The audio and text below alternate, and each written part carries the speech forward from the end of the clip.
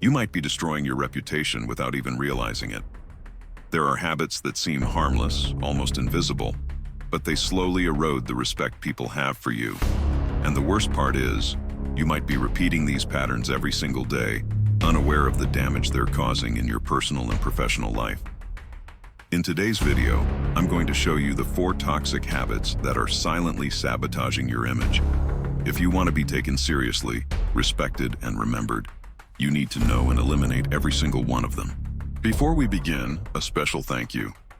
The Stoicism Everyday channel exists because of you. Every comment, every like, every time you share a video, it has given us the real motivation to continue producing this content with even more depth and intention. Watching this community grow, reflect, and transform is what drives us. So from the bottom of my heart, thank you for walking with us on this journey of self-knowledge and daily evolution. I'm truly grateful. When respect disappears, it's rarely by chance. It's the result of small actions or omissions that, over time, accumulate a silent cost. And if there's one philosophy that helps us see these patterns clearly, it's Stoicism. Marcus Aurelius, the Emperor of Rome, wrote, "Waste no more time arguing about what a good man should be one." A similar sentiment applies here. Worry more about what you do than what others say. Seneca said that the greatest sign of wisdom is to observe yourself with honesty. And that's what we're going to do here today. Look within, without masks, without excuses. We will identify 4 habits that seem small but have the power to erode your image, and even worse, your self-confidence. Throughout my life, I've made all these mistakes. And only when I started applying Stoic principles in my daily life did I begin to see real changes. More respect, more balance, and more clarity in my relationships.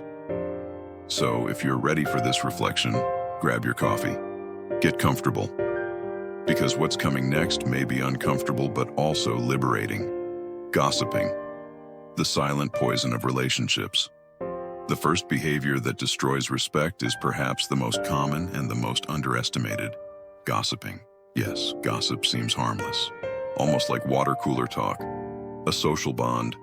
An innocent distraction in the middle of a routine. But here's the raw truth.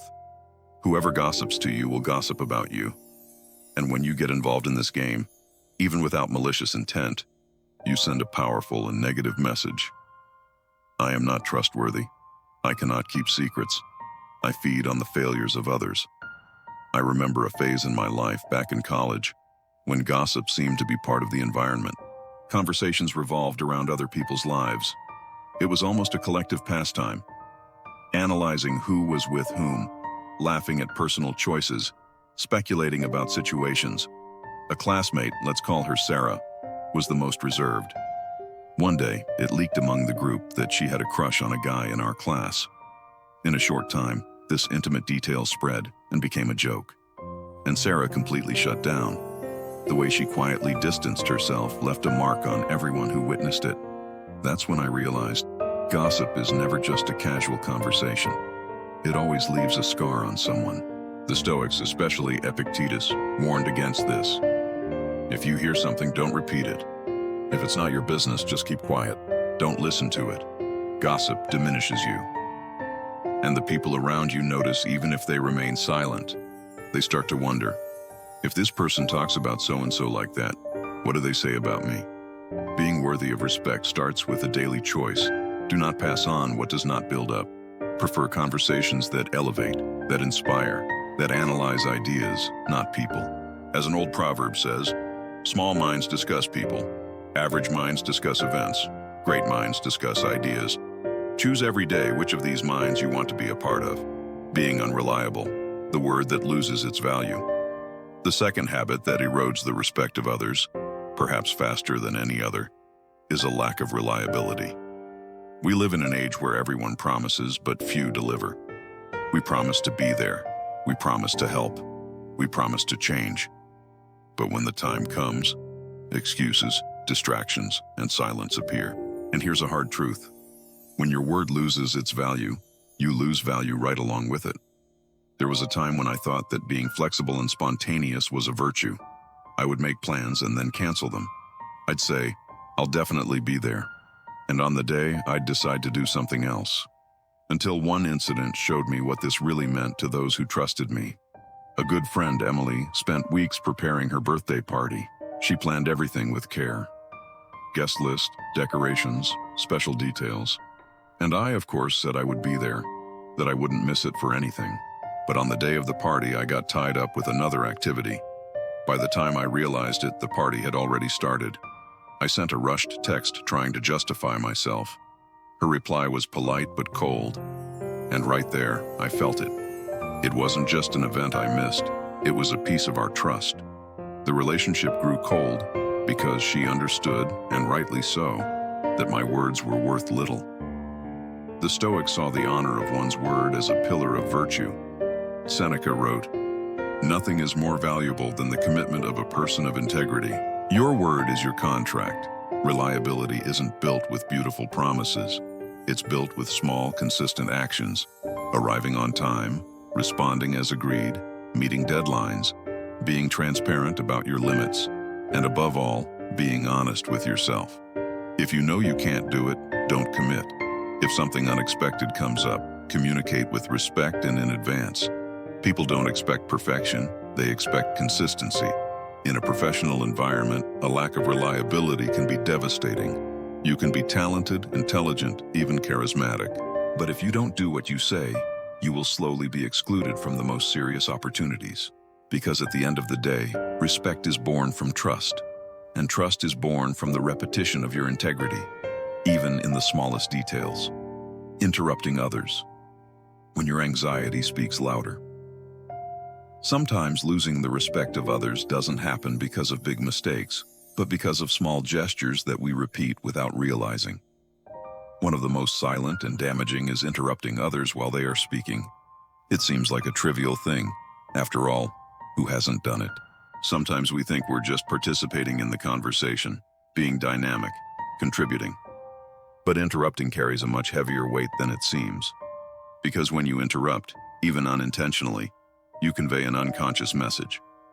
What I have to say is more important than what you are saying right now. And that message, repeated over time, erodes respect. Early in my career, I was exactly like that.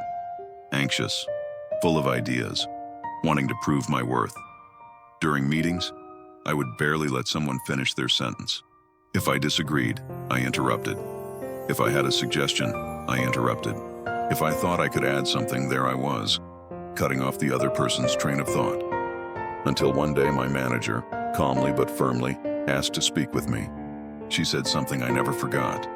"You are always ready to speak, but rarely ready to listen." Those words struck me like lightning because she was right. I wasn't truly listening. I was just waiting for my turn to speak. And that has a name: egocentrism disguised as enthusiasm. The Stoics valued listening as a form of wisdom.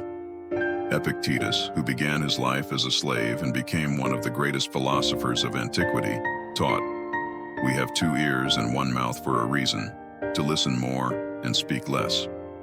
From that moment on, I began to practice what I call Stoic listening. When I felt that urge to interrupt, I would take a deep breath and ask myself, does this really need to be said right now? Or can I wait with humility and listen until the end? This simple change in attitude completely transformed the way people began to see me. I became someone more respected, more trustworthy, more balanced, because truly listening is a sign of strength, not passivity. If you want to earn respect, practice intentional silence. Listen attentively. Let the other person finish, because when you learn to listen with presence, you not only understand better, you strengthen bonds and gain something rare these days: consideration. Complaining excessively. When negativity becomes your identity. We've all complained about the traffic, the boss, the weather. Complaining seems like a release valve, an almost therapeutic vent. But when complaining becomes a habit, it stops being a relief and becomes a burden. And the worst part, a burden that you spread. Constant complaining transforms the environment around you. People start to pull away without knowing exactly why. And it's not because you're a bad person. It's because being around someone who constantly points out what's wrong without taking action drains energy. I've lived through this cycle myself. There was a time when everything was a reason to complain. If it rained, I complained. If it was hot, I complained. If someone wronged me, there I was stewing over it for days. Until a friend with courage and sincerity said to me, "Man, it seems like nothing is ever good enough for you.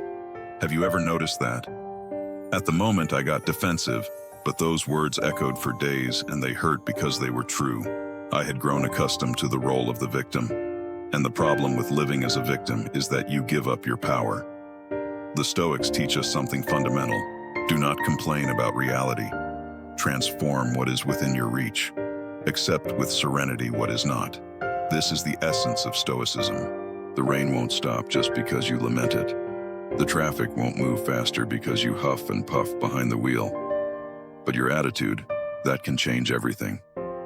From the moment I started observing myself and replacing complaining with action or acceptance, everything changed. If the environment was bad, I left. If something went wrong, I looked for a lesson. If there was no solution, I took a deep breath and moved on. This didn't make me a blind optimist. It made me lighter. And the people around me started to notice. Want to know if you're trapped in this cycle? Reflect. Do you talk more about problems or solutions? Do your conversations energize you or drain you? Do you have a habit of being grateful or complaining out of habit? The mind works like a radar. It finds what you train it to find. If you feed a negative outlook, the world seems like chaos. If you train a constructive outlook, you find opportunities where before there were only barriers. Respect is also born from the vibration that you carry. And no one respects someone who is always drowning in complaints. So starting today, every time you feel the urge to complain, ask yourself, is this under my control? If yes, act. If no, accept. This simple question, if used with discipline, can free your mind and your energy. If you've made it this far, congratulations. It shows that you are willing to do the hardest work, to look within. Because gaining the respect of others begins with something deeper, respecting yourself. Today we talked about 4 habits that silently sabotage your image. Gossiping destroys the trust that others have in you. Being unreliable undermines the value of your word. Interrupting demonstrates ego and impatience. Complaining excessively pushes people away and traps you in negativity. The good news is, all of these habits can be replaced. With Stoic discipline, with active listening, with integrity, and with conscious action. Marcus Aurelius wrote, "The best revenge is to be unlike him who performed the injury." I would say the best way to earn respect is to be different from the majority, to be someone who inspires trust, peace, and presence. And if you take one step a day, one habit at a time, you will notice a subtle but powerful change in the way the world responds to you. Now tell me, which of these 4 habits do you recognize most in yourself? Leave the phrase, "I choose to be worthy of respect," in the comments below. And tell me which habit you are ready to transform. This not only helps to solidify what you've learned, but also strengthens this community of growth that we are building together. If this video helped you in any way, like it, share it with someone who needs to hear this, and subscribe to the channel. Here, philosophy isn't just theory, it's practice, applied to your real life.